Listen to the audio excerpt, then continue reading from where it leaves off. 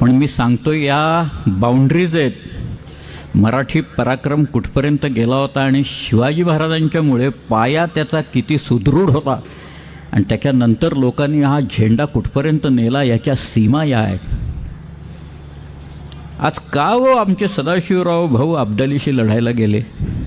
काय कारण होतं मराठ्यांना द्यायचं? आमचं आणि अफगाणिस्तानचा कधी संबंध आला? अफगाण लोकांचं महाराष्ट्राचं कसं काय वाकडं होतं म्हणून अब्दालीशी लढत खेळायला गेलो होता? राजपूत आले तिथं, शीख आले लढायला, जाट आले, कोणी आलं नाही.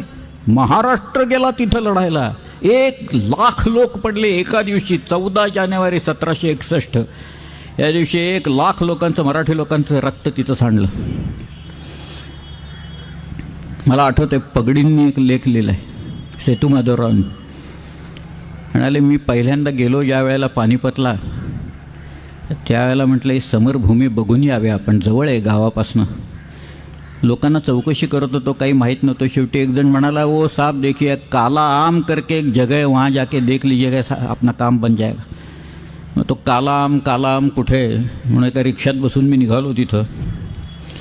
तो रिक्षावाला म्हणाला, काय तिकडे काही नाही. म्हणाला, सगळं उजाड वैराण आहे, सगळं काहीच नाही, कशाला तुम्ही तिथं जाताय?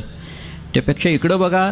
म्हणाले, आमच्या भाजीपाला कसा असतो इथं, हरियाणाचा भाजीपाला फार मोठा आहे, यमुनेचा किनारा आहे, हे एवढा एक एक मोठा टोमॅटो येतो. म्हणाले, तिथं सगळ्या भाज्या अगदी टवटवीत रसरशीत असतात.